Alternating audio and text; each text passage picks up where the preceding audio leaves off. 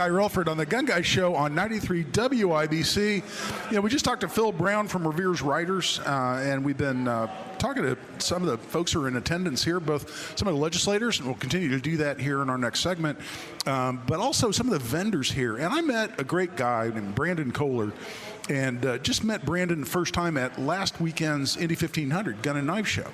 And I wandered by, and Brandon has heard the radio show and introduced himself, but he makes a cool product that's very reasonably priced.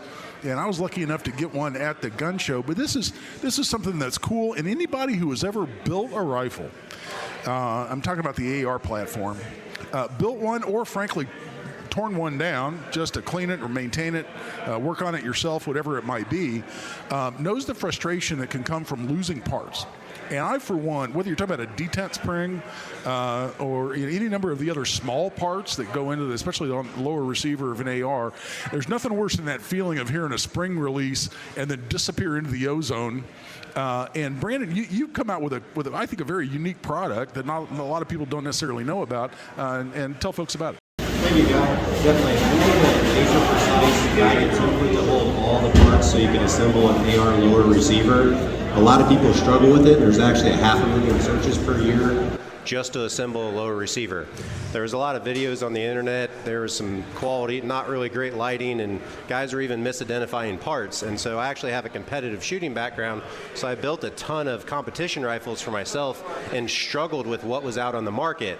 And then during the slowdown, you couldn't really buy a whole gun. You had to piece it together.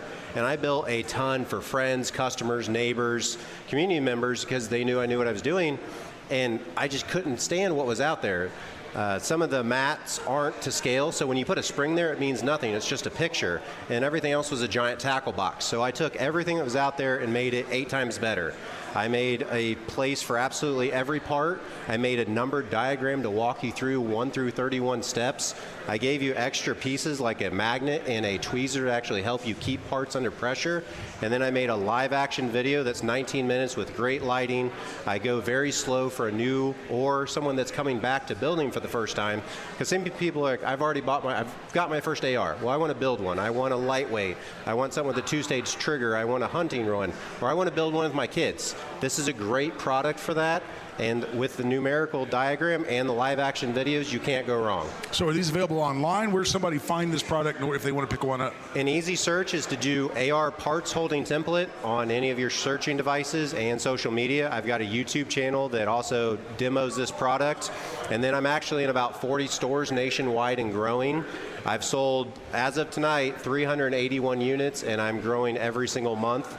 I'm trying to have a goal of 550 stores by August before a big meeting with a Sports Inc. distribution. So hopefully, guys, pick this up tonight. And then you can also check out edgeindependentproductdevelopers.com. But the easiest thing is just AR parts holding template. And then check out stores around Indianapolis, and you'll find one near you.